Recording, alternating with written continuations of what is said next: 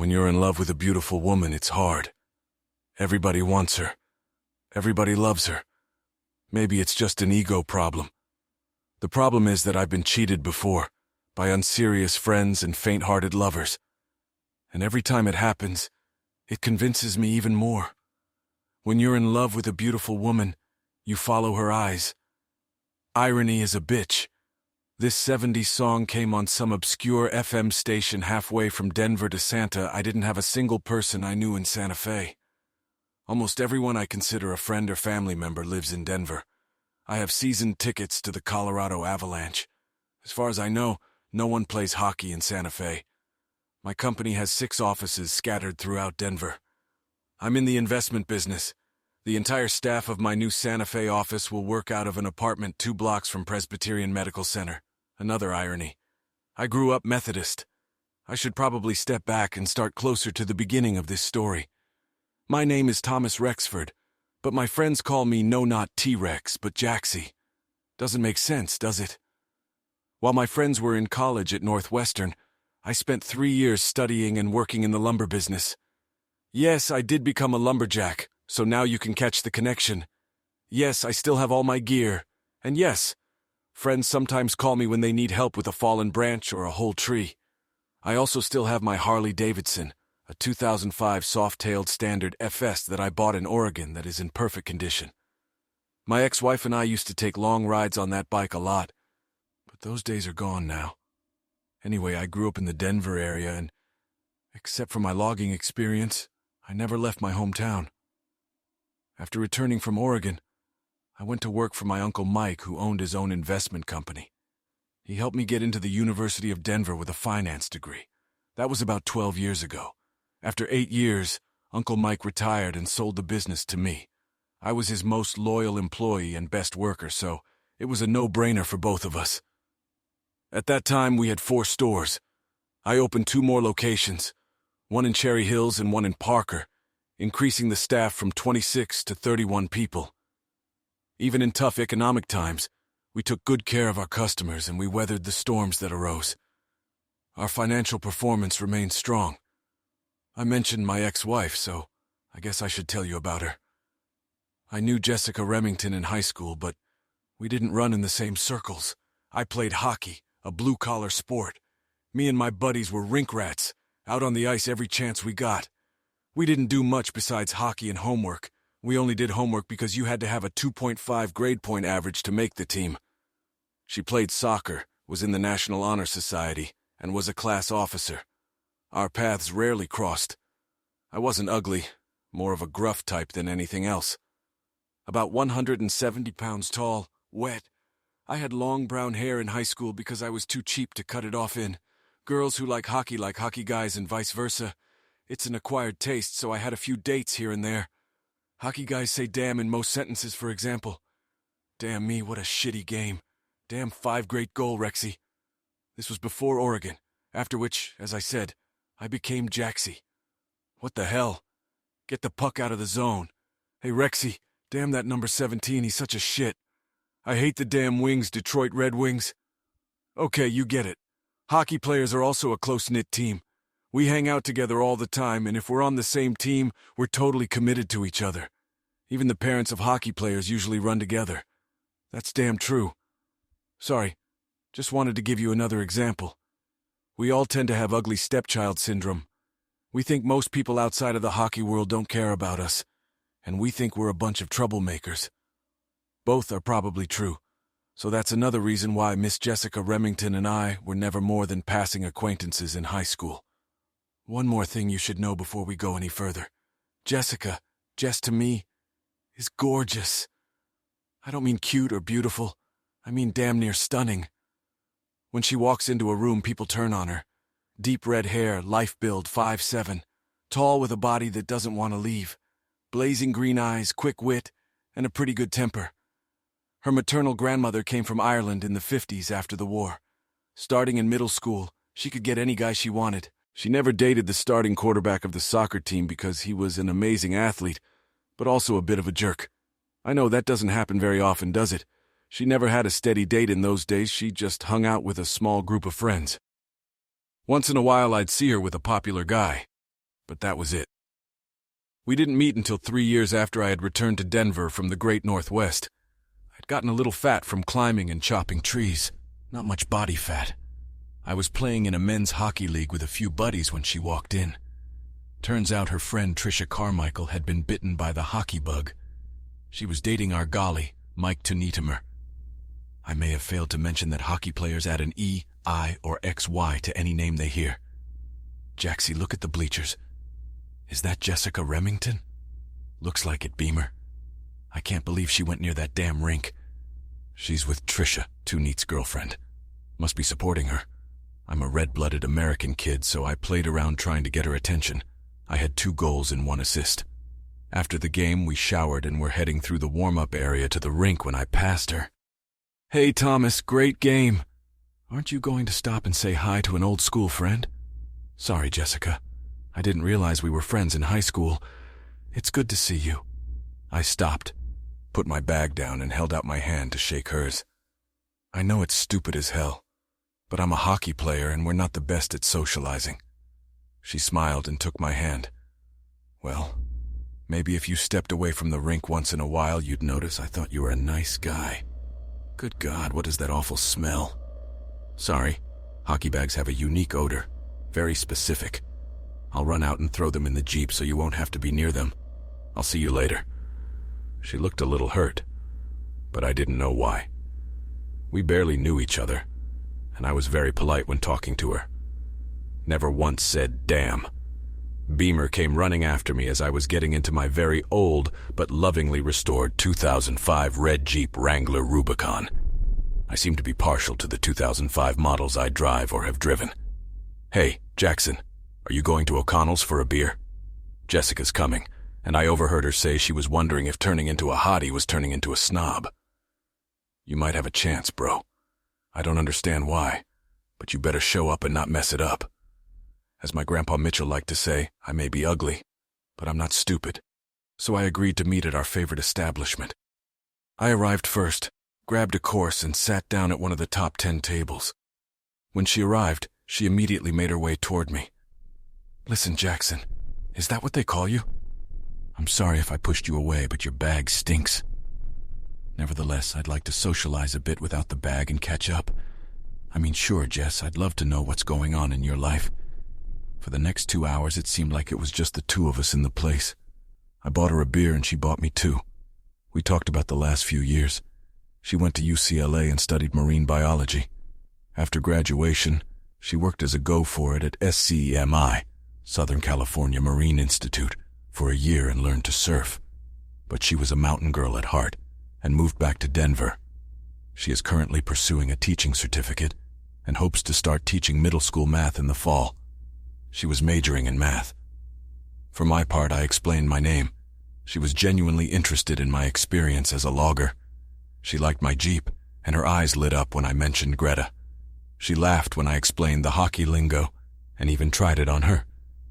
Hey, Jacker, can you get me a damn beer?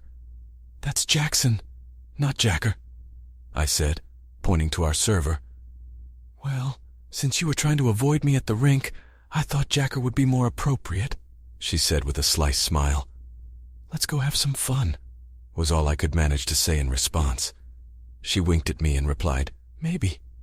Before we left, we hugged politely, and she gave me her cell phone number. Call me. I'd like to ride Greta if you'll take me.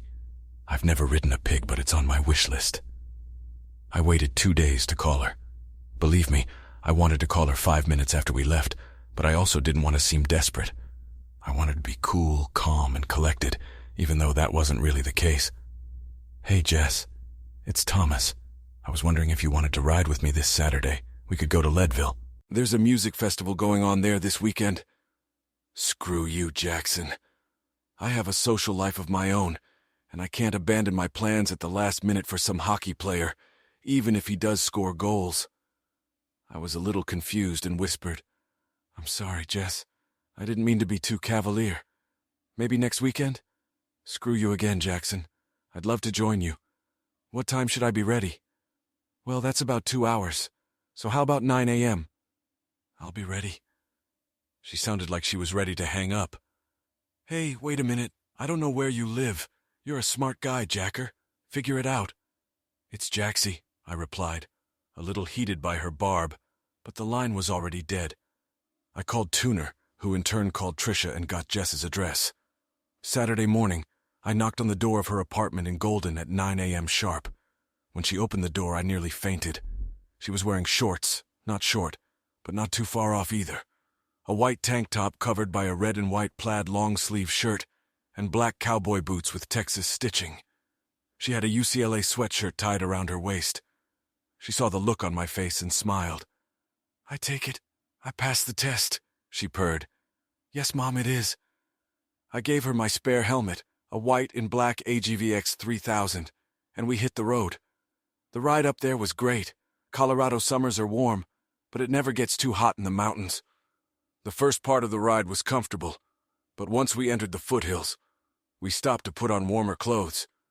She wore her sweatshirt, and I took my black Roll and Sands Ronin biker jacket. You could see that she liked the way her chauffeur was dressed. If we do this again, I'll have to dress like a biker girl, she said, poking me in the ribs. Leadville was amazing.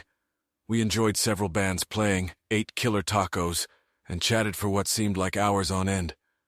Everything went as well as it could have, however.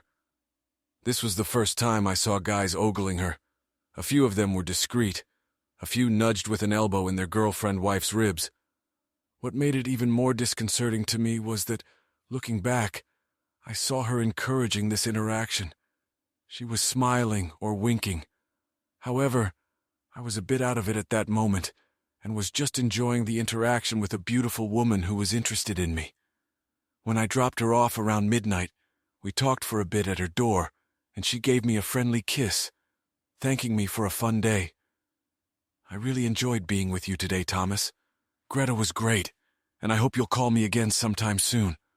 Oh yeah, thanks also for not bringing your damn hockey bag. She told me that since everyone calls me Jack or Jackie, she wanted to be different and called me by my first name.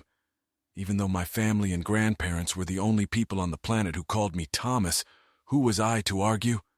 That day began 2 months of casual dating that led to us becoming exclusive. We texted every day and talked on the phone in the evenings.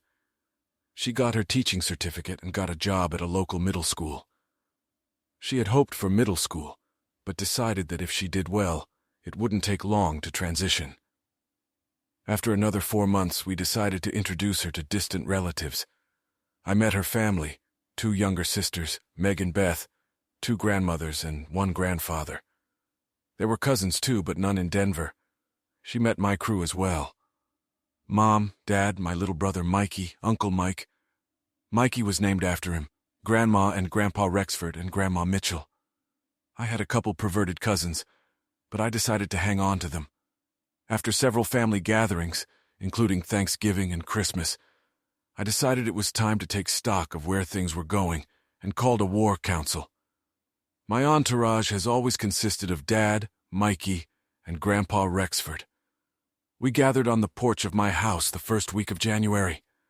There was a fire blazing in the fireplace, so even with the temperature a dozen degrees, we were comfortable. We sat around the table holding a 15-year-old Glenlivet. Well, guys, here's the deal, I began. I've been dating Jess for almost 6 months. 4 of those have been exclusive, which is a first for me. I do have feelings for this woman, so before I spring into action, I'd like to know what you 3 think. I don't have to ask any of you to hold back. I know I will get the plain truth from each of you, and that is exactly what I want. I'd like to go from the youngest to the oldest, if that's okay with everyone. You have the most experienced grandpa, so I want you to listen to the other 2 in case you want to challenge their opinions. Everyone nodded their heads. Okay, Mikey, give it to me.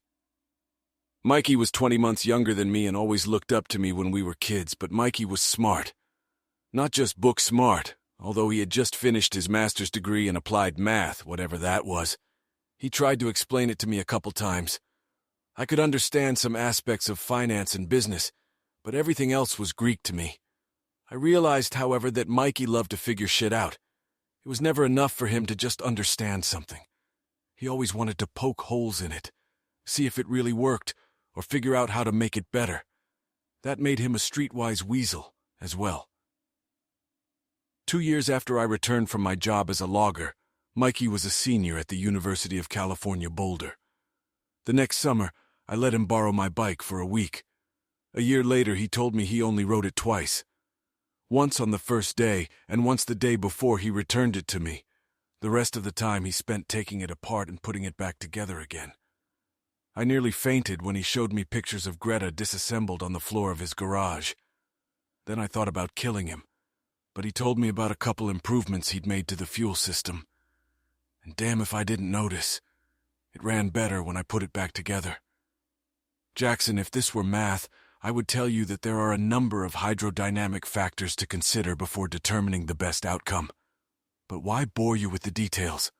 I'll keep it simple and use small words so you can understand. First, Jess seems like a great girl. She has a good teaching job, seems to genuinely care about you, and doesn't take herself too seriously. Second, she doesn't have a long list of ex-boyfriends, so she doesn't exhibit a tendency toward a love it and dump it mentality. Third, you guys are demonstrating in front of us what looks like real affection for each other. This includes, but is not limited to, respect, physical touch, good communication, and realistic conflict resolution. Fourth, if you pursue this relationship, you will need to realize that any time you go out, even with friends, you will need to be on your guard. She is incredibly beautiful, so every guy who is not gay will notice her, and many will probably try to get into a relationship with her. Fifth, the big X variable for me is the lack of time you've been together. You were in your early 20s, so I realize that settling down is probably becoming a good option for you. But in my equation, I'd like to see at least 6 more months before you make any kind of long-term commitment. You're both 27, so you have plenty of time to start a family. He finished and yielded the floor to his father. Thomas, you are an intelligent young man with a good head on your shoulders. 3 years of logging in the Northwest has smoothed out a lot of rough edges and helped you mature quickly. You have great business sense. As far as I can tell, you're also pretty wise about your personal life. You like your hockey friends, but you don't join them when they decide to do something stupid. I think you'd make a great husband. I agree with Michael. Jessica seems like a lovely person. I won't repeat his assessment, but I agree with his caution. I'm not sure you know her as well as you need to if you're going to ask her to marry you. Your mom and I dated from the age of 16 until we were married at 23. We had a couple of bad breakups, but it helped us to know what we wanted and what we were made of. A little more time in the courtship stage doesn't hurt. Dad, always noted for his brevity, looked at his father, our elder statesman, Grandpa Rexford. Grandpa leaned back in the soft leather chair, took a sip of whiskey, and looked toward the mountains as if he were deep in thought. After a pause, he looked me straight in the eye and said, "Beauty is skin deep, but ugliness goes to the bone." Then he took another sip and looked at the hills again. Damn mysterious, isn't it? I was about to ask him to tell me his thoughts, but my father threw me a look that said, "Just be quiet and bear with it. It will happen soon." Grandpa started up again. "Thomas, Jessica is a sweet girl with looks that could stop a truck or a train. I've watched you too closely, and I can tell you're in love with her. She certainly has some good fibers in her. But there's something else too, and I can't pinpoint what it is. The easiest thing to say is that she seems to always need attention. She needs to be at the center. It's even harder to say that she's immature and narcissistic. She can't sit quietly on the sidelines. She needs to be at the center of everything going on. Silence is not peculiar to her, probably because no one shut her up when she was a child. Your dad grew up in the 70s, and for as long as I can remember, I could never understand his boundless devotion to rock and roll music. Like the rest of his generation, he listened to it all the time. I hated it. I listened to rock and roll any day of the week. Anyway, one day I think when he was a senior in high school, which was 79, I heard the words to a song he was playing. It was Bob, and the song was about Hollywood. That's when Dad interrupted. "Bob Seger, Daddy, the song Hollywood Nights?"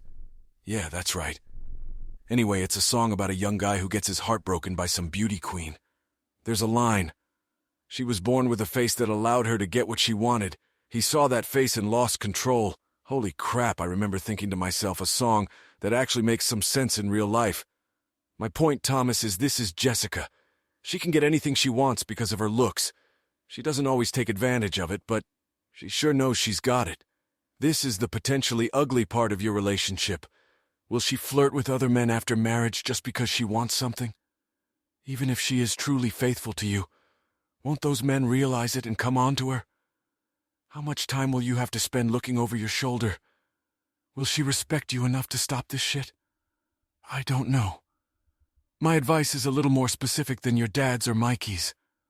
I like the slower approach, but I'd add one more element. Ask your uncle for a 6-month vacation, come back to Oregon and work in the timber business for a while. But this time, take Jess with you. Be alone where she doesn't know anybody and make a good effort to settle in. I'm sure she can substitute teach so you're not asking her to put her career on hold. Mike won't like losing his right arm for a while, but I'll talk to him about how it's going to be okay. He'll be fine. Take long walks and talk about everything.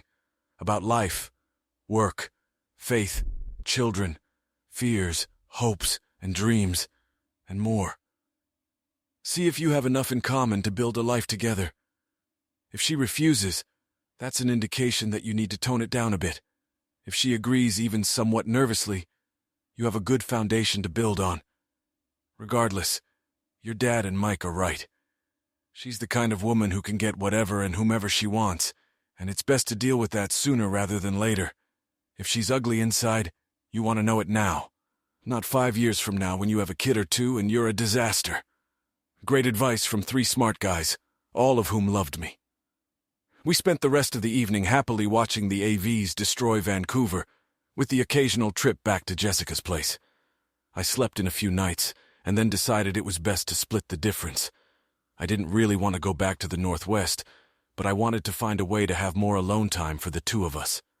I also decided that I wouldn't propose for at least 4 months. There's not much point in asking for advice if you're not going to take it. I should have made this decision alone and taken responsibility for the outcome. But only a fool refuses wise counsel. I believed I had taken the best of what was offered to me. 2 weeks later, I took Jess out to dinner at a small local pub we both liked in Golden. Burgers and beer, nothing fancy. Just a chance to sit and talk for a couple hours. The owner of the place was my buddy who we played hockey with, Richie, and he was happy to see us in the back of the place, away from the bulk of the customers. So, are we just casual today, Thomas, or do we have an agenda? She was gorgeous, but she also had a good head on her shoulders. Jess, I learned, was very intuitive. I guess somewhere in the middle, I began. You know, I've never seriously dated anyone, but I can unequivocally say that I've fallen in love with you. In that case, I don't know the best thing to do. I know we're in an exclusive relationship, but that's not the same as being committed to a long-term relationship. However, in my heart of hearts, I believe that I want to move in that direction. If you agree, I suggest some next steps. Of course, this is only a starting point. What I've sketched out in my head is only the beginning of the conversation. Whatever we decide, we will decide together. Thomas, I'm flattered. You just made up about 8 sentences without saying damn. It's obviously something you've been thinking about for a long time. I'll have you know. So have I. Last Saturday, Trisha and I stayed up until 3 in the morning talking about this topic. I'm scared because I'm falling in love with you too, and I've never been in such a serious relationship in my life. So why don't we start by you telling me what you've come up with so far? For the next 20 minutes, I laid out my thoughts. At least 4 more months of seeing only each other. More alone time on weekends and at least 2 evenings a week together. Talking about certain topics. Invite older couples we respect to counseling to make sure we are physically compatible. My eyebrow went up at that last suggestion, but I feigned innocence. Come on, babe. I mean, I know you're hot, but what if you're not very good in bed? I got a punch in the arm for that. Wanna come, handsome? She flashed her intense green eyes at me. In hockey lingo, one player asks another if he wants to drop the gloves and fight. Then she broke out into a wide grin. I agree with all of your ideas. If I remember last Tuesday correctly, you've already had practice with the last option. But there are a few things I can teach you. Let me get the check, and you take me to school right now. I offered with an evil grin. Well, how about we start with the first lesson right here? I just added a few minor ideas as we drank the last of our beers and then jumped on Greta. When we got back to my apartment, I was already putting the key in the front door lock when Jess whispered in my ear, "Well, I'm not sure I should be alone with a boy hockey player. I think I better go home before you take advantage of me and ruin my reputation." In one smooth motion, I swung the door open, turned and said, "No way, girl." I slammed the front door shut and headed for the bedroom. An hour later, after we got busy, we fell asleep in each other's arms. My last thought before I fell asleep was to hope that it was really true, because it was amazing. 4 months of intentionally investing time into our relationship went almost smoothly. I say almost, because in hindsight it was a flaw in the armor that I should have paid more attention to. About 3 months later, we went out on a Friday night to a local pub that had live bands on the weekends. It was just the two of us. We had a few drinks and Jess was teaching me how to dance. We were having a blast when I excused myself and went to the men's room. I was only gone for a couple of minutes, but when I came back, Jess was standing next to our table talking to a guy I couldn't recognize, but he looked familiar. He was standing too close, and Jess wasn't holding him at arm's length. I immediately felt uneasy, remembering my 3 friends' warning. I was sober enough to stay calm, though. They hadn't noticed me yet, so I walked over to the bar and ordered a couple more beers, all the while watching them. I couldn't hear them, but Jess was clearly casting a spell on me. She giggled at his comments, occasionally placing her hand on his forearm. If she missed me, she certainly didn't show it, looking around for me. He was clearly enjoying himself. Okay, that was enough. I turned back to the table and Jess caught me out of the corner of her eye. For a moment, there was a look of guilt on her face. Then she just smiled at me as if her son had risen and sat in my place and purred. "Thomas, you remember Wayne from high school?" Wayne smirked slightly but extended his hand. "Hey Thomas, good to see you. It's been about 10 years. You look great." I shook his hand and said hello. Let me digress and say that there are a couple things you should realize right away if you're paying attention. He called me Thomas, not Jackson or Rexy, meaning he wasn't a hockey buddy. So at best, he was an acquaintance, not a friend. Second, you should have realized by the look on Jessica's face that she realized she had crossed the line. Now the question was how she would react. She missed her first chance. "Wayne, why don't you pull up a chair and join us for a few minutes? Are you here with someone?" "First strike. Thanks, don't mind if I do." "No, I'm just here with a couple buddies. No one I can't ditch for a while to hang out with old friends." "I can't believe you're flying solo. There are a lot of ladies out there who need to pay attention." "Second strike." "You're too kind, Jess. I've dated a few girls and 1 or 2 of them got serious, but not as successful as Thomas. Jessica never managed to pull me into the conversation. She also didn't thank me for the beer she was currently enjoying. She just kept chatting with good old Wayne.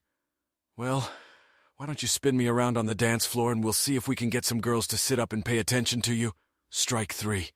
Not once did she ask me if I was okay. Didn't even look at me until she stood with Wayne, leading him by the hand to the dance floor. "Be back in a little while, babe. Don't flirt with anyone while I'm gone." I had to hand it to Wayne. He looked very nervous. He was an inch or 2 taller than me, but as far as I could remember, he was a clean-cut rich boy. He'd probably never been in a fight in his life. I'd had a few skirmishes in high school and a few in Oregon. Truth be told, I got my ass kicked the first week I worked in the logging industry. I drank too much and was rude to a redneck who was 2 inches shorter than me. He ripped me off while everyone was enjoying the show. Later we shook hands and he took me under his wing, but since then I've been diligently learning to keep my temper in check. Obviously Wayne didn't go to this school, but I could tell by the look in his eyes that he knew I did. "Do you mind if I dance with Jess?" he asked over his shoulder. Of course he is. Jessica answered for me in a tone that tolerated no objection. There's no 4th strike in baseball. Too damn bad. Wayne saved himself from a beating by having the sense to at least try to ask, an attempt to honor the unspoken male code. Jessica, on the other hand, was in for a rude awakening. When they returned to the table, I was gone. Greta and I had a lovely moonlit ride home that allowed me to cool down a bit. Jess and I didn't live together. Maybe I'm old school, but I think it's disrespectful for a man to ask a woman to live with him without putting a ring on her finger. But in my opinion, it's too easy for a guy to try to get what he wants from a woman and then just walk away if they aren't official in the eyes of God in the state. The ride home took 20 minutes. Another 20 passed before the reports started coming in. Apparently it was more than 1 or 2 dances. Thomas, where are you? I can't find you. Home. What? Why are you leaving without picking me up? You looked like you were having too much fun with Wayne. Come back and get me now, you bastard.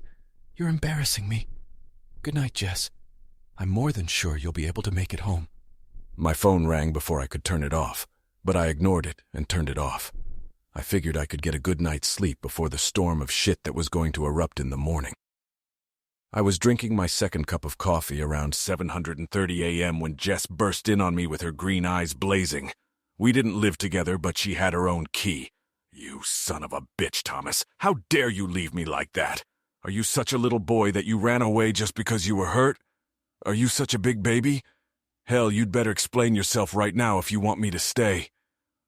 Her nostrils flared and her face was red with anger. If I hadn't been a lumberjack for 3 years, I might have been scared. Would you like to sit down and have a cup of coffee, Jessica? No, screw it. I don't want to sit and drink coffee with a juvenile like that. I kept my tone calm. I suppose that might have made her more angry, but I wasn't about to get into an argument with an irritated Irish girl. Okay, suit yourself. Let me be blunt, Jess. I am madly in love with you, and I want only one thing for us to be together. However, I will never tolerate disrespect. What you did last night was unforgivable. We're not dating. We don't have an exclusive relationship. We're committed to each other. We agreed on that. We've even mapped out how to intentionally deepen our love in hopes that we'll be together for life. Wayne was standing in your personal space and you didn't support him. In fact, when I first saw the two of you, you touched his arm, showing openness towards him. Secondly, you did not ask me if Wayne was welcome at our table. You simply ignored me and asked him to sit down. Then you flirted with him by telling him how much other women should pay attention to him. And finally, without consulting me, you asked him to dance. In doing so, you never once looked in my direction. Even Wayne noticed it and tried to ask me if everything was okay. You didn't even let me speak for myself or answer his question. So tell me, Jess, what's respectful about it? How does it show my love or show Wayne that we're together? How does it show your love for me? You're so great, Jess. Guys are always paying attention to you, and I know you know they do. In a way, you like that attention. In and of itself, it's not a big deal. However, when you treat me like I'm not an equal, and you have the final say in everything about us, I think that's bullshit. I'm not saying I was completely right in leaving last night. It was childish in some respects. However, if we are to be ourselves, it has to be mutual. What you did made me furious. I'm not going to compete for you. We're past that stage. You don't need to compete for me. As I see it, I'm yours. That gives you the right to expect love, respect, and honor from me. And I expect the same from you. If that's not the way you see it, just say so. It'll hurt like hell. But I'll respect your choice and move on. However, if you love me and want to continue our relationship, you must respect and honor me. I will not tolerate anything less. Look on the bright side, Jess. What if I was on the other foot, and some schoolgirl molested me in front of you? How would you feel about the fact that last night when you came back from the restroom, someone we hadn't seen in 10 years was flirting heavily with me? What if I had ignored you and danced with her without even asking your permission? It was deathly quiet for a moment, just staring at me. I was sure she was going to turn and walk away, but tears came to her eyes. Her lower lip began to quiver. Without warning, she threw herself into my arms and started sobbing. I just put my arms around her. After a moment, she caught her breath. I'm so sorry, Thomas. I didn't stop to think about it. It was horrible of me. I can't believe I treated you so badly. I love you and I want to live with you. I don't know what came over me, but I was wrong. Please forgive me. She started crying again. I held her in my arms for a moment longer, and then pushed her away slightly so I could look her in the eye. She was sincere. Jess, I forgive you. I love you. But we have to be clear. We have to put ourselves first. I know guys will always hit on you. It will be a part of my life until we're 90, and even then the nursing home guys will still want you. We can't disrespect each other like that. I know, Thomas, that's exactly what it is. She wiped her face with her sleeve. Oh, I must look terrible. Give me a moment to wash my face, and then I'd love to have a cup of coffee and discuss things further with the intention of growing in our love. 5 months later, we were married on a Saturday morning near Breckenridge. It was a gorgeous late May morning with sunny skies and temperatures in the mid-60s. It was a pleasant event, even though my hockey buddies couldn't contain their congratulations. Surrounded by family and friends, we made a vow to forsake all others and live together as husband and wife. We enjoyed the day with those we loved the most until 6 p.m. when we headed out to enjoy our honeymoon. Greta drove us to DWI, where we boarded a flight to Cabo. 9 amazing days later, we were back in Denver at the beginning of summer. Over the past few months, Jess and I have had many long conversations, taken many long walks, and I think touched on some issues that are important to both of us. We even went to a therapist where we dealt with some important factors in our relationship, such as family or background, expectations, and communication. All in all, I felt that I had listened carefully and accepted the advice of the 3 men who loved me the most, and was on a journey of a lifetime with the only woman I truly loved and who truly loved me. How is it that just 4.5 years after my divorce from Jess, I'm driving down the highway single again? I thought I had listened carefully and put into practice the advice I had received. I believe that Jess and I had traversed a tremendous amount of emotional, psychological, and relational territory before and after we married. I believe that we were completely honest with each other and made a commitment to honesty, love, care, and respect. As I've seen firsthand, it doesn't mean a damn thing if the other person doesn't make the same promise in their heart. It turned out that Jess had different definitions of these words that she never shared with me. There were patterns in her life that she was unwilling or unable to give up, and that put us at risk as a couple. Truth be told, Grandpa Rexford was right. Jessica was a beautiful woman on the outside, but her ugliness came down to her bones. A year earlier, Jess learned that her application for admission to the local high school had been accepted. She would be teaching Algebra 2 and trigonometry to 10th graders. There were 2 older teachers in the math department who were a couple of years away from retirement. If all went well, Jess would be teaching AP Math in the not-too-distant future. So claimed her department chair, Dr. Charles Wellborn, or, as he came to be known, Chuck the Devil. But I'm getting ahead of myself. For the first 2 months of the school year, Jess was more than excited. Every night she would tell me about her classes and what the children had learned.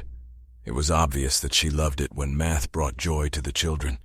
She loved teaching high school math, and a big part of her enthusiasm was seeing the kids do well. Sometimes she would talk about Dr. Wellborn and what a great mentor he was to her and other aspiring teachers in the department. I didn't think much of it except that he was a nice guy who wanted everyone to do their best. I should have been on my guard, but he was 15 years older than her, married and had 3 children, all in their teens. I first met him in early October. After being told about his amazing personality and leadership, I was a bit taken aback. He was not a weak guy. His height was probably around 160 centimeters. He wasn't heavy, looking trim and slim for a man in his early 40s. He wasn't bald, and there were no gray hairs on his head. He wasn't boring, carrying on a pleasant conversation. But nothing about him stood out. Nothing impressive or surprising. From the way Jess talked, I expected to meet Wayne Gretzky in teaching math, but he seemed more like Barry Melrose. I'll save time for those who aren't hockey fans. Melrose was selected 36th in the 1978 draft, played about 300 games of professional hockey, and had a thoroughly mediocre career. For me, it was Dr. Wellborn, kind of a nice guy, but totally unimpressive. I never understood why Jess was so fascinated by him. To each his own, I thought. Jess liked his support and guidance. So, who was I to judge? I listened politely while she talked about how inspiring he was. It was at this point that I noticed that about 90% of our conversations were about her work, and about 75% were about Wellborn. When I talked about my work, hockey, or family, she would smile and listen for a couple minutes and then go back to herself and her world. Having never been married, I just assumed that this is how most marital conversations go. I never minded finding out about her day, her job, even her boss, but sometimes I really wanted her to ask me about my job, family, etc. Unfortunately, she rarely did, and just as sadly, I never brought it to her attention until it was too late. It was the week after Thanksgiving, and I was on the phone with my mom. As wonderful as the men in my family are, my mom can reach out to any of them. We were talking about the upcoming Christmas holidays and trying to synchronize our holiday calendars. No sooner had we hung up the phone than my mom switched gears. "Thomas, how are you and Jess?" "Okay, Mom, okay. Really? Are you sure, Thomas?" Obviously, it wasn't a question. "Yes, I think so, Mom." "Why do you ask?" "Well," Mom paused. "Mom, you are always free to talk to me. I know you won't gossip about Jess or speak ill of her. If something is bothering you, I know it's out of love, so please tell me what you're thinking." "It's nothing special, Thomas. It's just that she's always talking about herself and her work. I've never heard her brag about you unless someone does it first. I've never heard her ask you any serious questions about what you do or what you're thinking. That strikes me as odd, son." Enthusiasm in a relationship is a two-way street. You're always supporting her and paying attention to what she's telling you. I guess I'm just wondering why she doesn't reciprocate you. She continued, "I haven't talked to her about it because I'm her mother-in-law, not her mom. I don't want her to think I'm siding with the two of you. In my mind, you two are one, so I'm for both of you. If I broach the subject, I'm afraid it will look like she's not good enough for my boy, and I don't want her to think that." We talked some more, and I thanked her for her concern. Aloud, I did not agree or disagree with her observations. However, in my heart, I felt that she had picked up on the anxiety that was growing in my heart. I thanked her for her thoughts and told her that I would seriously consider her words. I didn't mention it to Jess right away, but I decided to start keeping a little record of our conversations. It wasn't something detailed, and I wasn't trying to trap Jess into getting my point across. I worked with numbers and specifics, so it was easy for me to start just keeping track of our conversations. That's how I was able to come up with the percentages I mentioned earlier. We talked almost exclusively about Jess and her world. I got an uneasy feeling in my stomach when I remembered the Seagar song. She was born with a face that allowed her to get her way. Jess was amazing in many ways, but in this area she was immature and selfish. However, she was used to always getting her way. I decided I would schedule a weekend getaway so we could talk and enjoy each other's company. We had done this periodically in the first 3 years of marriage, so it wouldn't be a surprise to Jess. This weekend we would bring up things we loved about our relationship or issues of concern. I knew Jess wouldn't feel taken aback if I behaved in this way. I was thrilled when I booked a cabin for us near Aspen, knowing that we would be able to relax, enjoy each other, and talk freely about us. I checked our general schedule before bailing and saw no school conflicts for next weekend. I'd miss the hockey game and have to put up with a few what-the-hell Jaxie-type comments, but I was sure I'd survive, especially if I did penance and bought a first-round pick after the next game. I couldn't wait to lay out my plan to Jess when she got home. Right after dinner, I shared my plan with her.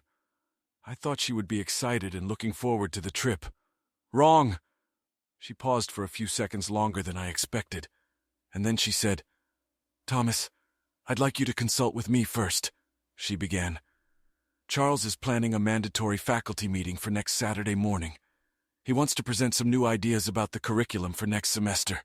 Her face read annoyance, not disappointment that we couldn't spend the weekend together. "Jess, to be honest, I checked with you. I took a close look at our shared calendar and it didn't have this on it. How long ago was this scheduled?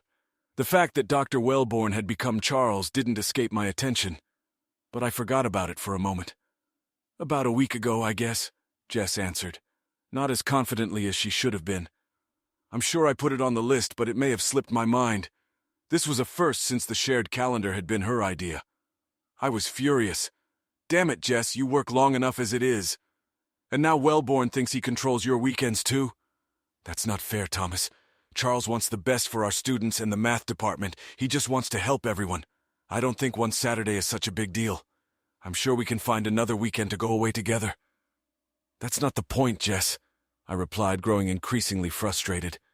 We've been using this calendar for months now, and it's become a habit for us. It was your idea. I remember 2 months ago I forgot to put Wednesday night dinner with a couple clients on the calendar. As I recall, you read me the riot act, demanding that we change the appointment.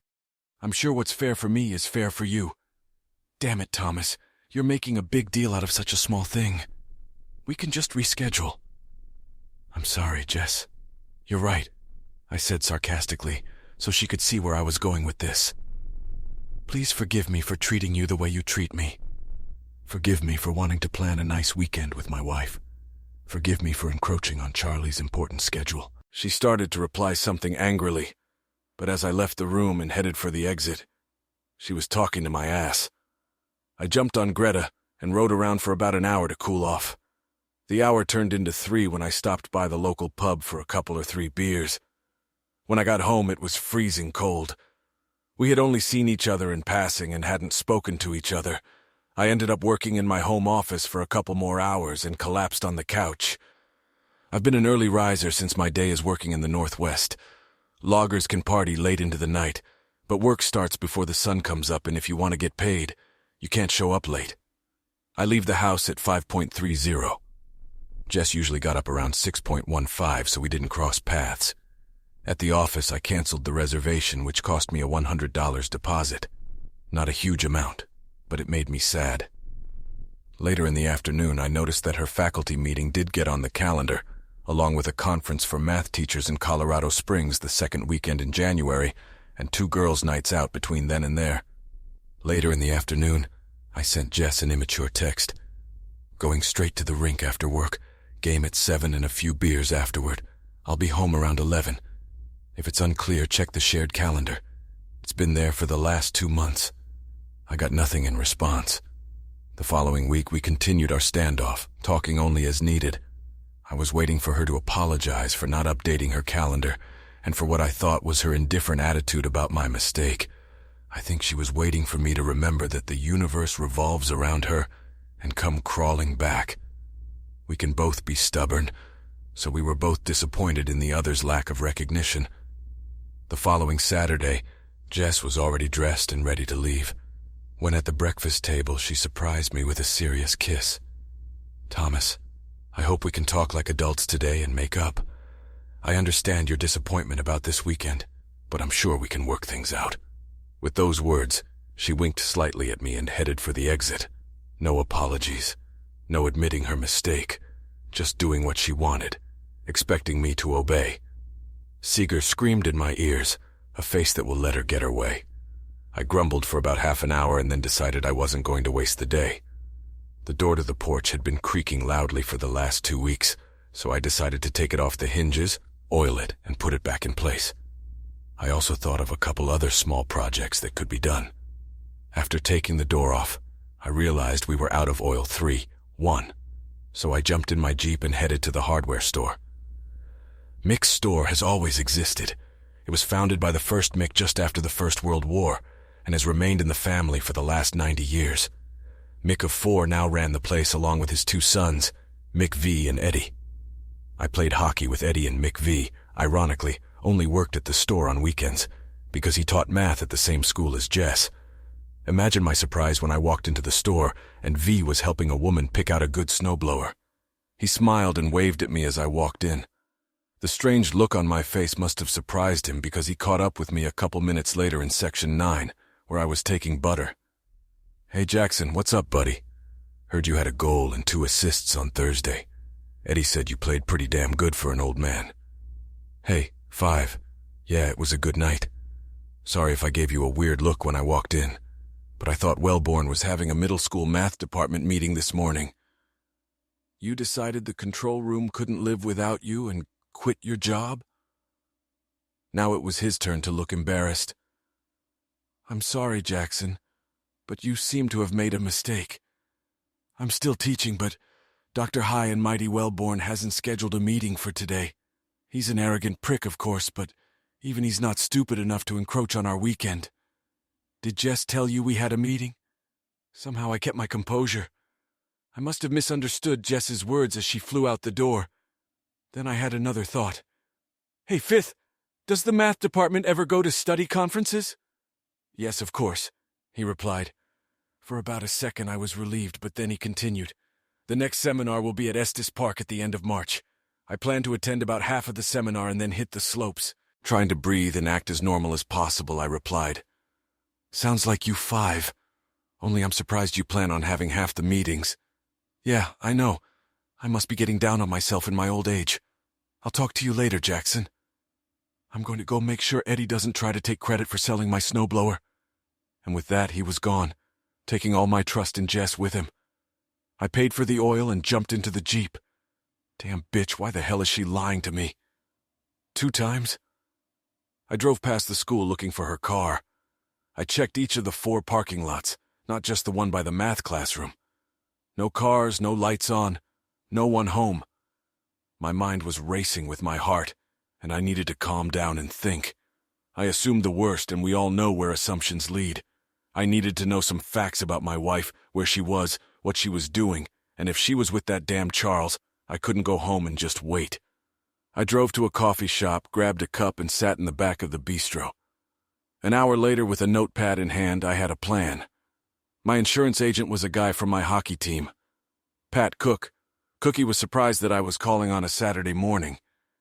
Jackson, did you break your leg trying to work on your pathetic skating skills? I'd like to, Cookie. I need a few minutes of your time. Can I meet you in your office?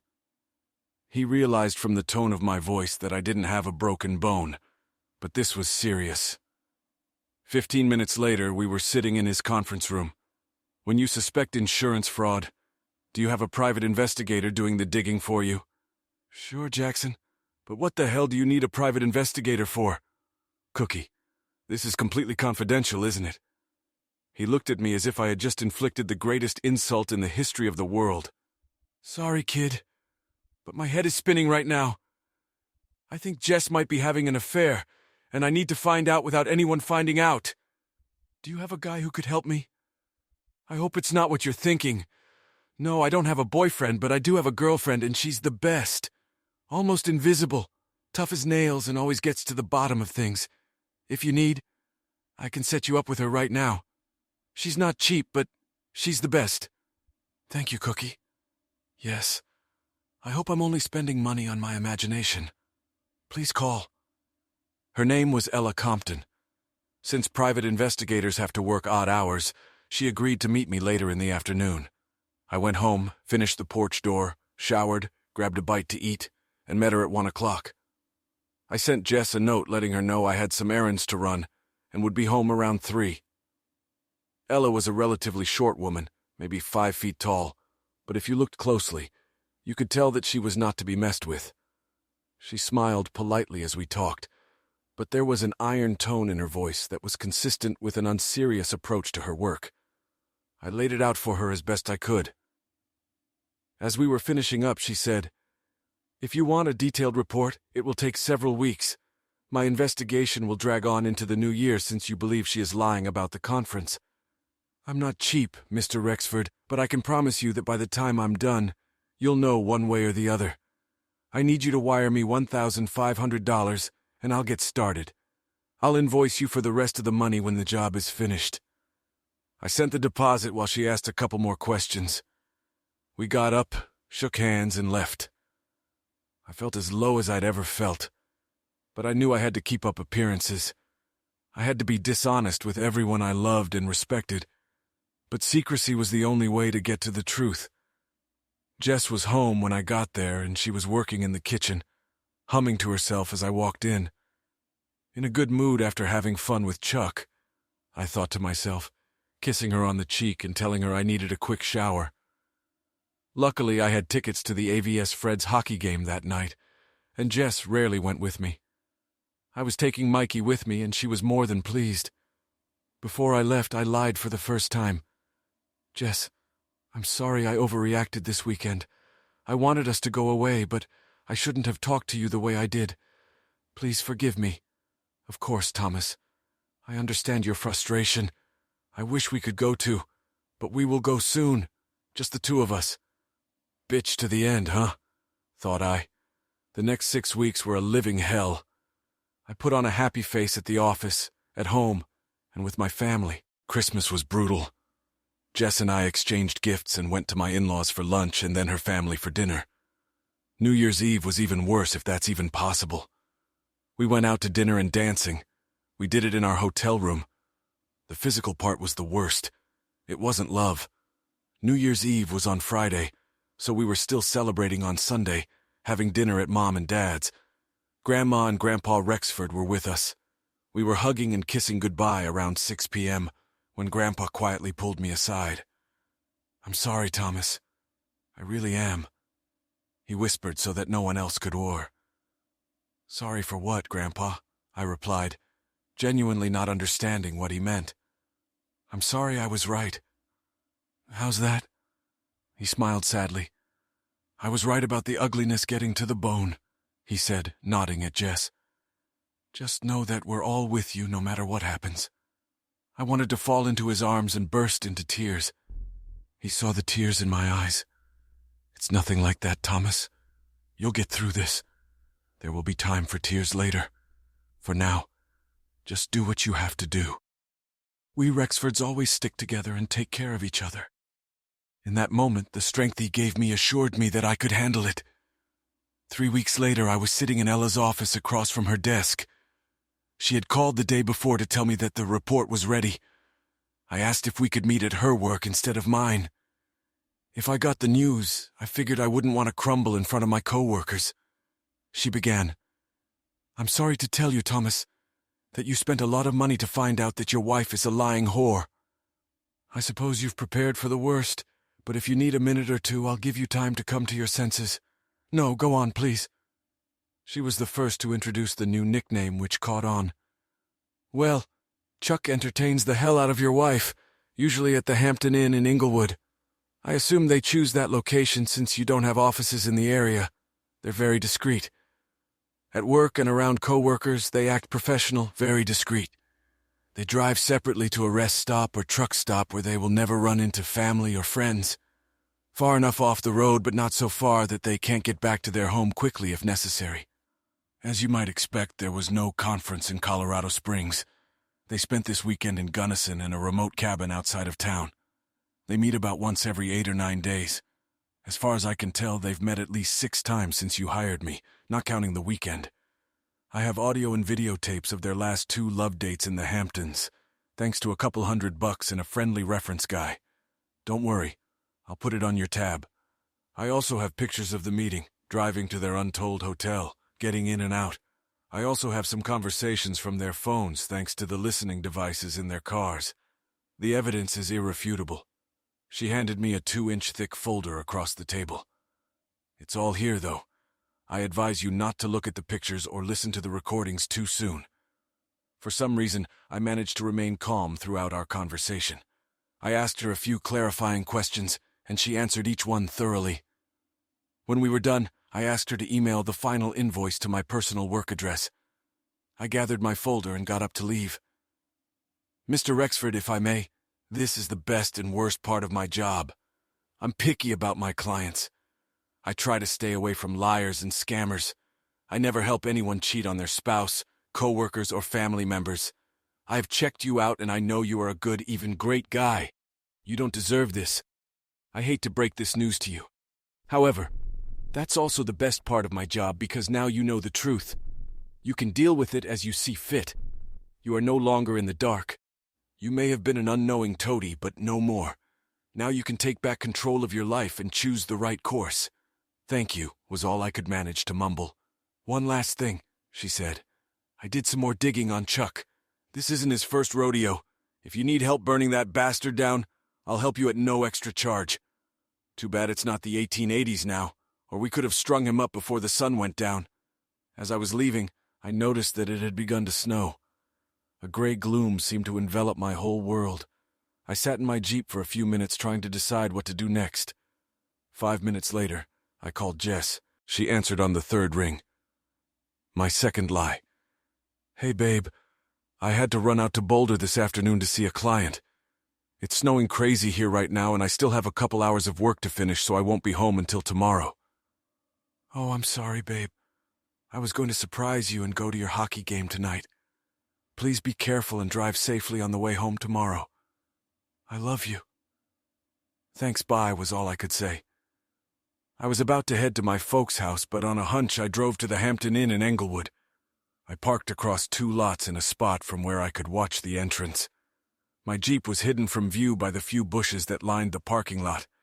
I decided to wait for an hour. While I waited, I called Cookie and told him the bad news. Jackson, I'm sorry as hell. Thanks, Cookie. I need you to cover for me in front of the guys tonight. Make sure they know the next keg is on me. I'll call you tomorrow, but in the meantime, you better score a couple goals tonight. Somehow, just talking like we usually do helped. You got it, brother. I didn't have to worry about whether my ex-wife would show up with her lover. About 35 minutes later, Chuck showed up and headed down the hall. I guess they felt safe enough while I was out of town to go separately because 5 minutes later, evil bitch Jess arrived and parked at the far end. She went to the side door where her boss met her, opening the door and giving her a quick kiss. I threw up all over the bushes. After getting in the car, I went to my mom and dad's house. On the way, I called my dad and told him everything. He was silent, which in my dad's case means he is furious. I asked him to tell my mom because at that moment, I didn't have the energy to repeat the story. Telling him I'd be there in about 20 minutes, I hung up the phone and cried the whole way. When I pulled up, I saw Mikey, Uncle Mike, and Grandpa's cars. My mom opened the door before I reached the steps. I collapsed into her arms, sobbing like a little baby. When I came to, the 6 of us were seated in the living room. Mom wanted to feed me and Dad poured me a stiff drink. I refused both, not trusting my stomach. I spent the next 30 minutes telling them the story as I knew it. I hadn't read the dossier yet, but I knew enough from my conversation with Ella to set the stage. Everyone sat in silence and let me spill my guts. I cried all the way through while my mom stroked my back, just like when I was a kid. By the time I was done, everyone had tears in their eyes. Grandfather spoke first, like a patriarch. Thomas, I know we are all deeply saddened by your pain. I know that each of us would like a few minutes alone with Jess and her boss. We are all outraged to the core, but we must be wise. Speaking out is certainly the right thing to do, but it would be the wrong approach. Why don't we chat some more and then I suggest we adjourn for the evening. You take a strong sleeping pill and we'll pick this up in the morning. Tonight's protracted discussion is not going to do any good. But as I told you a few weeks ago, we are all with you, no matter what. Everyone looked at Grandpa with wide eyes. It began to dawn on them that he knew what was going on, even if everyone else hadn't noticed. No one was upset that he hadn't told them sooner. Everyone understood that he had his own methods, and every member of our clan trusted him as the cornerstone of our family.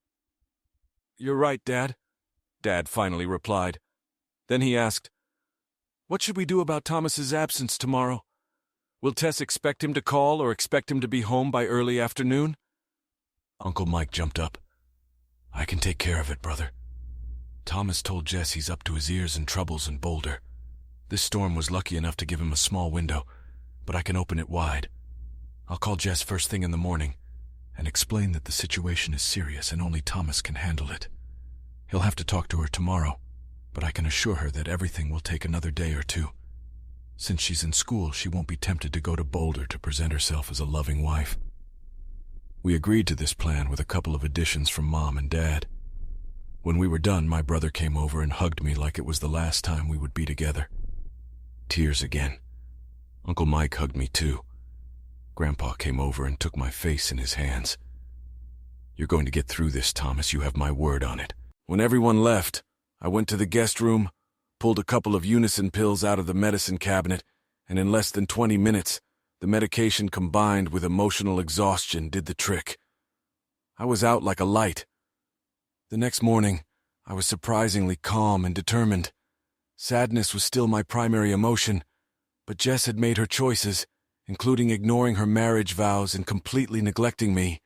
And now it was time for me to make mine. My family loved me, and that foundation would help me endure. My long-term plan was beginning to take shape. By 8:30 a.m., The team had reconvened around the kitchen table. By noon, we had the basics of the plan ready. My next stop was a lawyer that Uncle Mike recommended. I needed someone who had successfully represented guys like me, husbands who had been cheated on by their wives. I walked into the law office of Beach and Beach at 1:30 sharp. After introductions, I was seated at a table with the second of the three Beaches. Meredith Beach Cochran was a pleasant-looking woman who I guessed was in her late 40s. She had steely blue eyes and a firm handshake. We exchanged pleasantries as best we could under the circumstances. I learned that she practiced family law exclusively and had never defended or represented a cheating spouse. It was obvious that she was well-versed in the law, yet realistic about the world of divorce proceedings in Colorado. "What do you want when the dust finally settles, Mr. Rexford?" "I'm not entirely sure yet, Counselor," I replied. "I know I don't want her to walk out of our marriage with a penny more than she brought into it, but I suppose that's unrealistic. However, the prenuptial agreement we signed clearly states the protection of my family business and the event of a divorce due to infidelity. I want my good name to remain intact, which means I don't want us to run and hide from the fact that her infidelity is the reason I'm suing. I want his name out there as the man she cheated with. I would love to see him fired over this, but I'm willing to put up with the public humiliation that awaits him. Besides, I want to become free and clean so I can move on with my life. Most of what you say makes sense, and I'm glad you've set the bar low for what we can expect from the courts. I have to ask you as your lawyer, you're not going to physically harm them, are you?" "No, Mom, but when his name goes public, I can't vouch for what some of the more enthusiastic guys on my hockey team can do." "Well, you're goddamn right," she replied with an evil smirk, raising one eyebrow. My mouth was open and surprised, and I just stared at her. "Two brothers played at the University of Denver in the early 2000s, Jackson, so I know the lingo." She winked. "Well, Mrs. Beach Cochran, it looks like I found the right lawyer." "Yes, Mr. Rexford, and you may call me Beecher if you like." "Great. I'm Jackson." Before I left, we agreed on the following. First, I would leave the IP file with her so she can scrutinize it. 2, she would file for divorce within 24 hours, and Jess would be served after school on Friday in the school parking lot. She thought the shock and awe would work in our favor. Maybe Jess would do something stupid that would help us reach our ultimate goal. 3, I will return home Friday night to meet our first conversation, and I will stay home and demand that Jess leave since the house was titled in my name. First, we would leave Fila for a couple more weeks to follow Jess's behavior before and after she was served with the divorce papers. It was a little frustrating as the bill was already running about $5,000. She emphasized a few other things: to stay calm, to let my family help me cope with the pain, and to continue living my life as usual, no matter how much I wanted to crawl back into my shell. At the end of our first conversation, we exchanged cell phone numbers, and she informed me that I could call her any time with questions. Before leaving, I asked, "Why isn't the practice called Beach Cochran and Beach?" She smiled. "I'm a patient woman, Jackson. Daddy has about 3 years left before he retires, and when he does, I'll be senior partner. Then we'll be known as Beach Cochran and Beach." I sent Jess a text as I walked out of her office. "Finished with this mess on my way, I'll be home around 6. She replied, "Can't wait to meet you." She added some emoji with a red heart. I immediately deleted the message. I went back to my folks for a couple hours to bring them up to speed. Mikey was there with Mom and Dad when I arrived. I called Grandpa and brought him up to speed. "You're already talking better, Thomas. I'm proud of the way you're holding yourself together, young man." At 5:30, it was time to head home. When I arrived, I had already made my plan for the evening. Jess was upstairs, but when she heard the sound of the door, she came downstairs. I met her in the kitchen, and we exchanged kisses and intimate hugs. Nothing too much, but enough to keep her from guessing something was wrong. I showered, changed, and we made a simple dinner of burgers and a big salad together. I realized that I hadn't eaten in over 24 hours and suddenly felt hungry. As dinner drew to a close, Jess began to flirt. She was wearing a baggy shirt, no bra and leggings that left little to the imagination. She lifted one of her legs and placed it in my crotch. That was the damn hard part, as I got hard almost instantly. The thought of sex with Jess disgusted me, but she was still my wife. You may have had to be Jack or last night, but I hope Jaxie takes his wife upstairs and blows her brains out tonight. Sorry, babe, but my head is still splitting from the strain of the last 2 days and driving in the goddamn snow." She looked a little surprised. I could count on the fingers of one hand the number of times I'd turned her down for sex over the years and still have 5 fingers left. "I understand, I'm sorry," she replied, clearly disappointed. "Since I'm not working today, why don't you have fun with Chuck at the Hampton Inn?" "No, I didn't say that, but I really wanted to." "How about we take a bath and I give you a good back rub?" is what came out of my mouth. Not quite ready to admit defeat. But when I gently removed her foot from my lap, still smiling at her with my loving husband's smile, she gave in. She took a long, hot bath, and I gave her a nice back massage, all the while fighting the temptation to strangle her. After about 20 minutes of my gentle touches, I heard her breathing softly in her sleep. I got out of bed and covered her. Then I moved as far away from the bed as possible and fell into a restless sleep. I had a hockey game the next night, and she knew better than to suggest I skip it since I missed the game on Monday. Thursday night was more difficult, but her parents had us over for dinner, so that made it a little easier, although it was clear on the way home that she was intent on something tonight. I had anticipated this and discreetly texted Uncle Mike right before we left. 2 minutes after we pulled up to the house, Uncle Mike called just in time. "Thomas, sorry to bother you, but it looks like you're driving. Are you in the car with Jess?" "Yes, Uncle Mike. We just had dinner at Remington's." "Okay, hi, Jess, honey. Hi, Uncle Mike. We're a little busy. Could Thomas call you back in the morning?" She winked at me, giggling softly. "I'm sorry, sweetheart, but this can't be allowed to happen. Thomas, Jackson's investment file wasn't finished today. I know you were out of the office all day with Mitchell's firm, but Tina went home sick with the flu, and you know we have to have it ready for tomorrow's 7:30 a.m. meeting." "Damn, Uncle Mike, really?" Pretended I did, letting out a fake sigh of frustration at Jess and an Oscar award-winning sigh of disappointment. I continued, "Okay, I'll drop Jess off and meet you at the office in 30 minutes. Thank you, Thomas. Again, Jess, I'm sorry. Uncle Mike, you owe me and Jess a steak dinner for the next 2 weeks at Capitol Grill, not Texas Roadhouse. It's a deal, kiddo." "Damn it, Thomas, this is getting very unpleasant," Jess complained loudly. "What does a girl have to do to get her husband in bed with her?" I will refrain from the answer that came to my mind at that moment. "I know, babe, but I'm sure you'll get a break one of these days, and you can do things at your leisure." If she caught on that, I said you instead of we. She didn't give a hoot. For the last 10 minutes of the trip, she just hummed and sulked and slammed the door when she got out of the car. I rolled down the window and shouted with fake hope in my voice, "I won't be in for another 3 hours at the earliest, babe. Why don't you wait for me?" She didn't flinch once or turn to face me. She just waved me off over her shoulder and walked into the house. Yeah, that's right, screw you. Friday was the most unproductive day of my career. I arrived early, leaving Jess a note that I would be there before dawn to ensure we had an uninterrupted evening. After sketching out some paperwork that I was behind on, I made a few calls to clients. When I looked up, I was sure it would be around noon. It was actually 9:30 in the morning. I told my assistant Donna that I was heading to the gym where I was working out furiously. After meeting Dad and Uncle Mike for lunch, I went back to the office where I spent 2 more unproductive hours and then headed home. I arrived an hour before Jess was expected to show up. Just as I was approaching the front door, Jess was finishing up her last class of the day. Chuck slipped into her classroom with a lecherous grin. "Sweetie, how about a detour on the way home this afternoon?" Chuck was a good-looking guy and could charm any of them. However, Jess was a woman who was born with a face that allowed her to get her way, and she was getting bored with her paramour. She had to admit that he was very good in bed, but he had a job that had quite a ceiling. He was never going to be rich, and besides, he was 15 years older.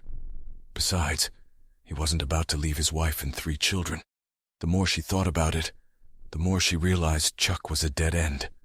She needed to be done with him, but she wanted to politely let him go since he would still be her boss. "I'm sorry, Charles, but Thomas and I haven't worked all week and I need to get to his house." How about we meet late Sunday night? Thomas has a hockey game at 5, so I could meet you between 4 and 6. I'll let you know at the end that we had fun, but we're done. She thought to herself. Chuck wasn't happy, but he understood. Maybe it wasn't too late to talk his mother-in-law into taking the kids out for the evening. His wife wasn't as beautiful as Jess, but she looked fine. Okay, I'll pick you up at the bus stop at 4 sharp. She heard him whistle as he left the classroom. Jess was relieved that she was going to break up with Charles Wellborn. He was treating her like a princess, yet he was beginning to think he was entitled to her. She had always had the upper hand over the men in her life, even to some extent over Thomas. Neither Charles nor any other man was going to control her. After sitting for another 30 minutes working on math test papers, Jess began to realize that she absolutely adored her husband. He was strong with her when she needed him to be, but also pampered her as she deserved. He was a wonderful provider and would make a wonderful father, following in the footsteps of his father and grandfather. Deep down, she knew she could never promise herself that she would never cheat on him again, but she made a promise to herself to rededicate herself to loving him. The synapses in her brain that helped connect love, loyalty, commitment, and honesty as the foundations of a healthy marriage were not working. She was completely oblivious to the guilt and shame she should have been feeling. Jess should have realized how selfish and narcissistic she was deep down, but she didn't. It hadn't occurred to her that her true ugliness reached down to her very bones. But all of that was about to change. "Excuse me? Are you Mrs. Jessica Rexford?" the woman asked, approaching Jess in the parking lot and carrying a manila envelope for legal documents. Beecher always used women when he approached wives. Unremarkable women tended to dispose other women. "Yes, it's me. Sorry, I don't recognize you. Who are you? I have an important document to deliver to you, so pardon the question, but can I see some ID?" "Sure," Jess replied, simultaneously embarrassed and curious. The polite, friendly ploy worked every time. A faculty lanyard hung around Jess's neck. She buttoned it and held it out. "Will this be enough?" "Great, thank you. Mrs. Jessica Rexford, you've been served." The woman offered Jess a folder, which she held out and accepted. The server turned abruptly and walked away, wondering why some women were so stupid.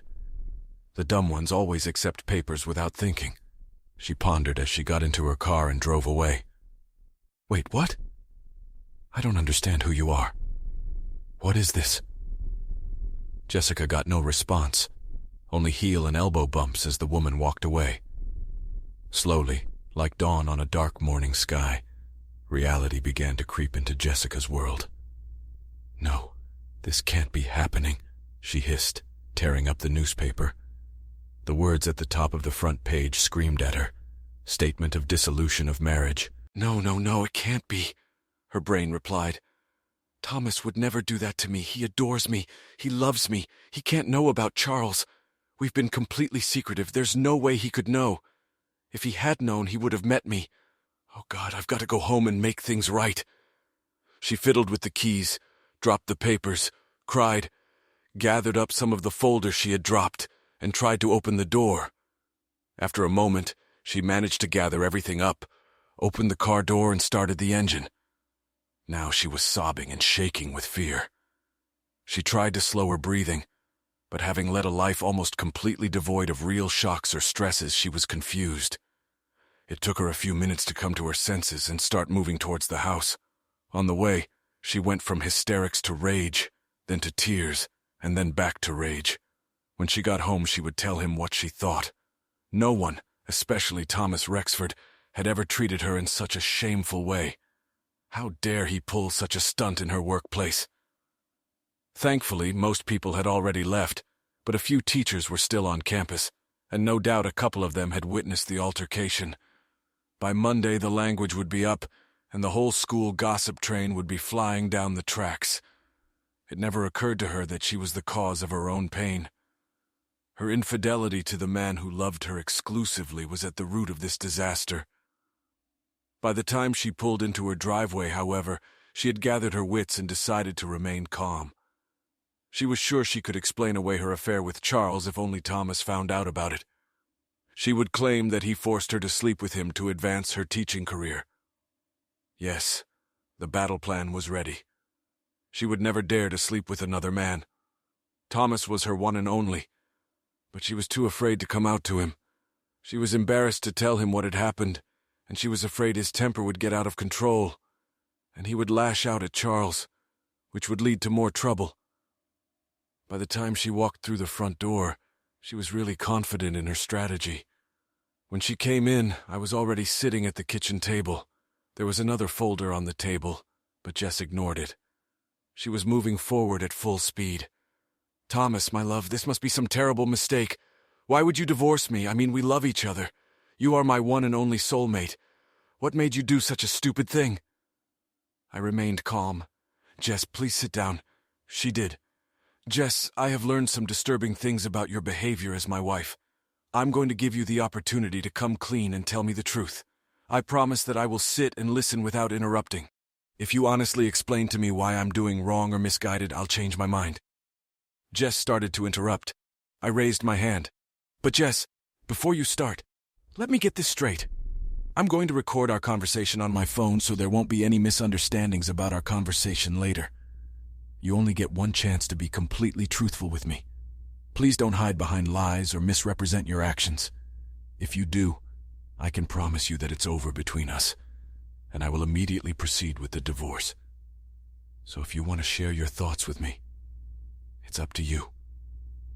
Ignoring the folder on the desk, Jess began. "I don't mind writing this down, Thomas, but I'll tell you the truth. Charles Wilborn forced himself on me. He used his position of power to impose himself on me. I fought off his advances time and time again, but he made it clear to me that my best way forward was into his bed. I hated every second of it, but I endured because I was overwhelmed and didn't know what to do." Jess started to cry as she continued.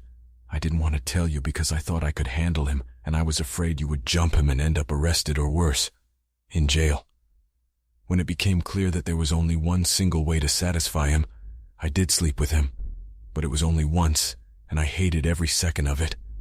Today after school, he was in my class and tried to get me to sleep with him before I went back to your house, but I turned him down. Oh, Thomas, I'm so glad you know now. You can help me put an end to his bullying. I can't prove it, but I've heard the gossip, and I think he's done it to other teachers before me." At this point, Jess put her head on the table and began to sob. Clap, clap, clap. I gave her a purely sarcastic applause. I was heartbroken over her obvious lies, but part of me had to give her credit. Maybe after the divorce she could pursue an acting career. "Jess, I'm really sad, but I have to say it was an amazing performance." "Thomas, what are you talking about? How can you say such horrible things after I gave you my soul? Jess, you've always had a knack for getting your way with men, including me. You are so beautiful on the outside, and sometimes we are so gullible to believe that there is beauty on the inside too. Let me tell you what I know." With those words, I opened the file and began to lay out the case to Jess. "You've been sleeping with Chuck for at least 2 months now. I know. Maybe longer, but I'm sure of it. The two of you go to the Hampton Inn in Englewood. At this point, I started to move the photos across the table so Jess could look through them. She began to pale. At least 6 rendezvous in the last 2 months. Also, there was no Saturday morning math teacher meeting in early December, and there was no teachers' conference in Colorado Springs a few weeks ago. In addition, I have several recordings of your classes together. I've included one short snippet where she talks about how much she loves Charles and how much she enjoys their fun. So, my dear, loving, faithful wife, you certainly don't look like a woman who is kidnapped against her will or one who tries grudgingly to please a cruel boss. Your voice in these photos speak the truth. You had fun with Chuck at least 8 times, one of which came during an entire weekend in Gunnison. And that only tells you one thing. A whore wife who thought she could get away with it." Jess sat with her mouth open, had a loss for words for the first time in her life, realizing that you can't flirt and flap your eyelashes and get away with it. I continued, "You broke my heart, Jess. I have no idea how many tears I've shed over the past couple months coming to grips with your betrayal. My relationships at work and in my family have suffered. My self-esteem has hit rock bottom, and I've asked myself more than once, why? Why did you destroy my love and our marriage for some fun on the side with a schoolteacher? I've seen pictures of Jess up close. He's no bigger than I am. And even though it made me sick listening to the two of you on more than one occasion, I know he's no better in bed than I am because he never brought love to it. My anger began to build. But you know what, Jess? I've realized that you're no longer worth crying over. My emotions have been hurt badly, and I'm not sure I'll ever be able to trust another woman. But I'm not going to crawl into some hole and die because deep down inside, you're an ugly, selfish woman. I'm going to pick myself up and move on with my life knowing that I gave you the best thing I had and it's not my fault. I'm far from perfect, but I've never given you a reason to treat me with such contempt and disrespect. I don't ask why anymore because I just don't care about you. Some people say the opposite of love is hate, but I think the opposite of love is indifference, and that's how I'm going to treat you. I'm not going to care for you or about you anymore. It's going to take me a long time to get over this pain, but from this day forward, you will no longer mean anything to me. Thomasite. No, Jess, no more. I packed a bag for you. If you want to go upstairs and get other things, that's fine with me, but you're leaving this house today. My lawyer's contact info is in the packet you got, so when you want to come up and get some more of your stuff out, just let her know. I'll make sure I'm not here. Take everything you brought with you into our marriage. What you don't need, I'll throw away or burn. But Thomas, please forgive me. I was too scared to tell you the truth. I messed up. But we can get past this. I want to be with you and only you. Frightened, Jess? Really? When have I ever given you a reason to be afraid of me? I've never raised a hand to you, and I've rarely even raised my voice. If you were afraid, it was only because you were worried you wouldn't be able to have your cake and eat it too. Tomas, I will not leave this house like a defeated woman. You can't kick me out. This is my home too. The Irishman in her had spoken, and she wasn't about to give up without a fight. Jess, I replied, keeping my cool. I bought this house with my own money before we were married. It's titled in my name. Fortunately, we don't have children, so you can't claim that you need the house for childcare. Our prenuptial agreement clearly states that I retain my assets if we divorce due to your infidelity. I know your looks allow you to get your way most of the time, but you should have read that document more carefully before you signed it if you're going to cheat and deprive me of my home. Tomas, I don't want to deprive you of anything. I want us to be together. Charles means nothing to me. I was already planning on breaking things off with him this Sunday afternoon. She realized it was a mistake as soon as the words left her mouth. Sunday afternoon, huh? While I was at my hockey game. Even if I believed you and I certainly wouldn't, it would be too little and too late. I swear, Tomas, I have no interest in him. It was just an idiotic affair on my part. I have no excuses. But you can't ruin our marriage over this. We're supposed to be together. Yes, Jess, it was idiotic. It was also selfish and disgustingly cruel. But let's be clear. I'm not giving up on our marriage. You trashed it when you were having fun with him. You burned our love. You destroyed all of our love when you looked me in the eye and told me that on that Saturday in December, after I planned a weekend trip for us, you had a department meeting with all the math teachers. You are done with us, and if you can't see that, I truly feel sorry for you. All I'm doing is closing the book on our sham marriage. The full weight of her illicit bond finally got to her, and she began to sob. I sat there with my arms folded, waiting for her to pull herself together and leave. Finally, she spoke. Where will I go? What will I do, Thomas? It's up to you, Jess. But you need to know the following. My family is aware of what happened.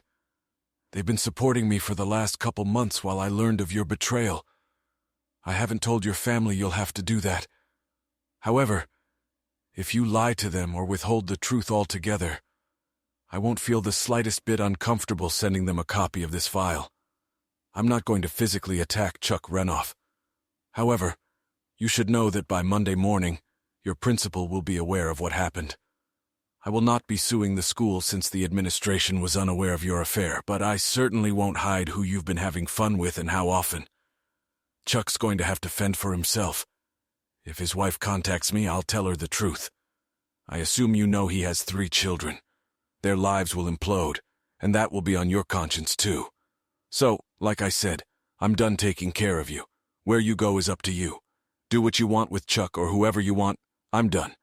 The locks on the doors have been changed. I haven't touched your money or your accounts. You have enough to live on. You'll see that the divorce I'm offering is more than fair to you financially, given the circumstances. You can sign the papers now or wait, but I would advise you to contact your own attorney. Now, if you would be so kind as to gather all the things you need and leave my house. Jess finally gave up. She wiped her eyes, went upstairs, and gathered a few more things. As she left, she came back through the kitchen. I sat in silence, emotionally exhausted from the confrontation, but relieved that it was over. I'm sorry, Thomas. Yes, Jess, you. And here I am 8 months later, divorced and headed to Santa Fe. Why would I leave town, you ask? That's a good question. The answer is simple. I need some time away. I love my family dearly, and I know they love me. But as with my journey to Oregon 15 years ago, being on my own again was challenging. But at the same time, it was a breath of fresh air. I'll spend a year or two getting the business up and running, and then hire someone to run the New Mexico office. I'll probably end up moving back to Denver, closer to family and friends. Obviously, my hockey team won't win a damn game without me. But for now, a little space, a little time to dive into something new, a little adventure is just what I need. The only woman I planned on spending time with was Greta. Jess? Well, I don't know what she's up to. I heard that a few hockey wives and girlfriends kidnapped her for a fun girls' weekend when they found out what happened. I don't know anything about what happened, but rumor has it that Jess didn't get the most fun weekend. I guess she didn't expect this turn of events, but apparently hockey women are just as loyal as hockey men. Looks like her best friend Trisha and a trusty strap-on were the instigators. Chuck? Apparently, Dr. Fielding, the school principal, came from a hockey family because she made Chuck's work life as miserable as it could be. His teacher's contract was not renewed and he left the state.